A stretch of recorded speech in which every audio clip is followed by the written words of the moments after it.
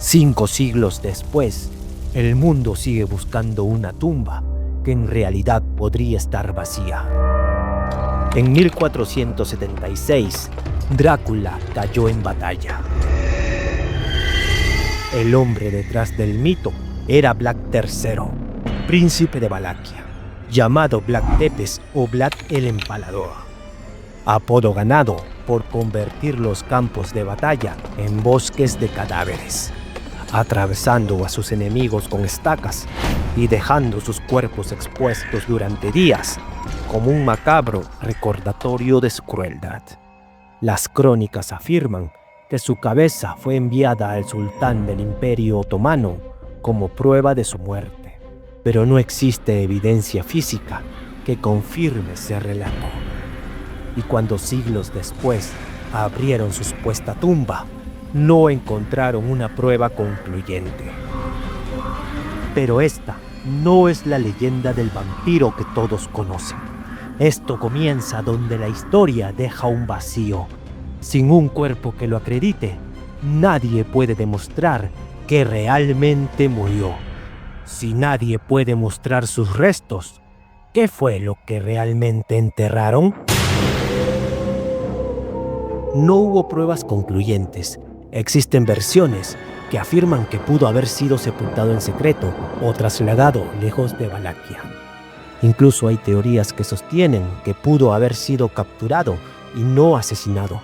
Y cuando la historia de un hombre termina sin restos verificables, la leyenda no muere. La leyenda de Vlad Drácula está más viva que nunca. El lugar señalado como su tumba fue el monasterio de Snagov en Rumania, un punto remoto y casi inalcanzable por tierra. En el siglo XV, una zona aislada del mundo, un lugar ideal para proteger a un gobernante o para sepultar un secreto que la historia no debía revelar. Vlad financió ese monasterio, lo reforzó, lo convirtió en símbolo de su autoridad. En esa época, los príncipes solían ser enterrados en monasterios que ellos mismos protegían, y la losa señalada estaba frente al altar mayor. Ese espacio no era decorativo, era reservado a figuras de máximo rango, pero nadie comprobó nada durante siglos. En 1933, el arqueólogo rumano Dinu Rossetti decidió abrir la tumba, no por curiosidad macabra. Motivada por el fervor patriótico de la época, Rumania buscaba sus raíces. Localizar la tumba de Vlad Tepes suponía devolverle al pueblo uno de sus pilares históricos. Cuando Dinu Rossetti ordenó levantar la losa en el monasterio de Snagov, todos esperaban encontrar los restos del príncipe de Valaquia bajo la piedra sagrada. La losa se movió y la tierra fue retirada. Debajo no apareció el descanso solemne de un gobernante medieval. Lo que encontraron fue desconcertante. En el lugar donde se suponía debía estar el cuerpo de Vlad Tepes, no se hallaron evidencias claras que lo identificaran. Algunos informes hablan que se encontraron restos de animales, huesos sin orden anatómico. Otros mencionan que la tumba principal estaba prácticamente vacía. El príncipe de las tinieblas nunca estuvo allí.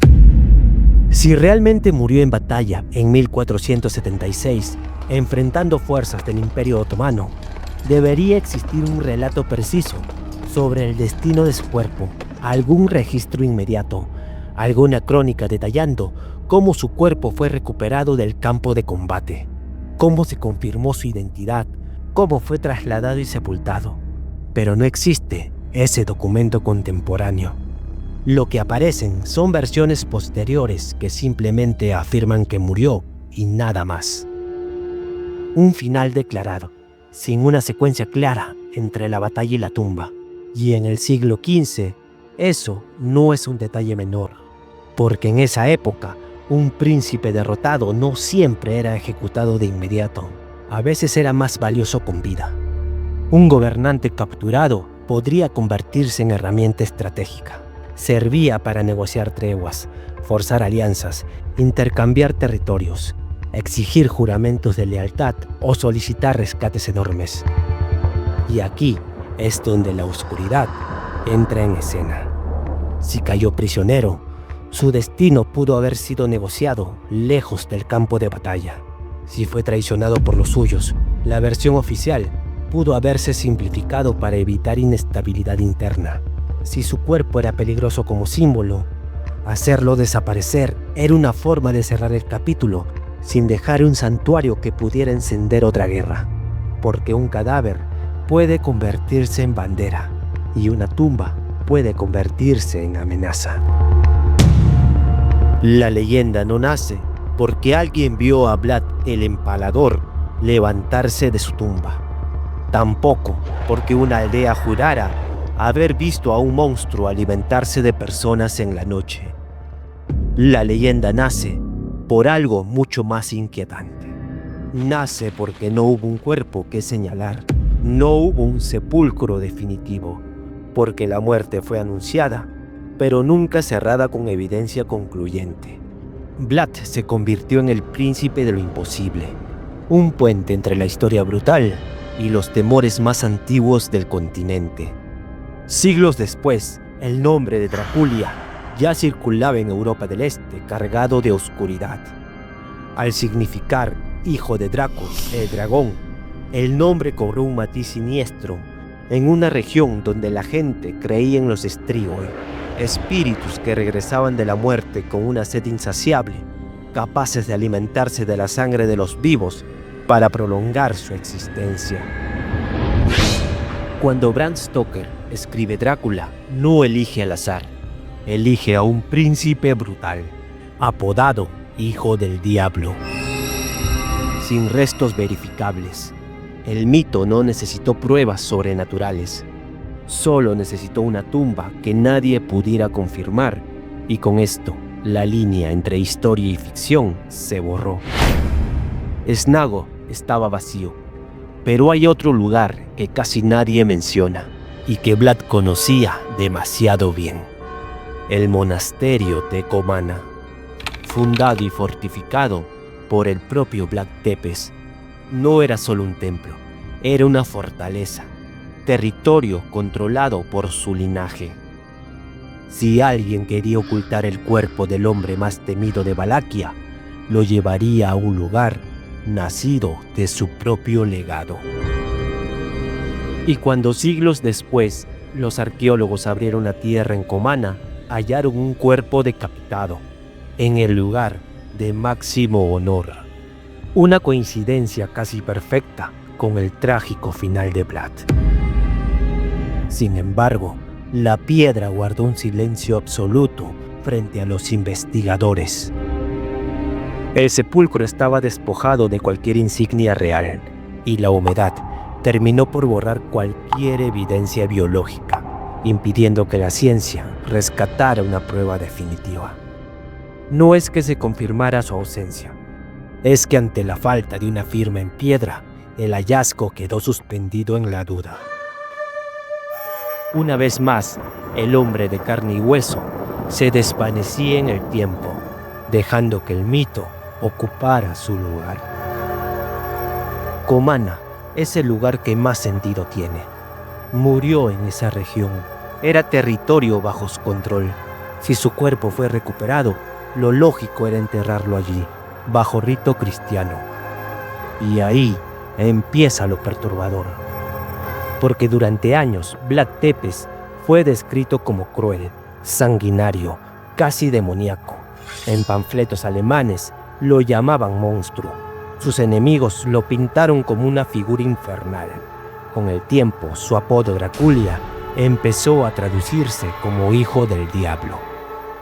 Pero si realmente hubiese sido visto por la iglesia como una figura maldita, excomulgada, impura, ¿cómo podría reposar en tierra consagrada? La iglesia ortodoxa no enterraba a herejes declarados bajo altar. No protegía oficialmente la memoria de condenados espirituales.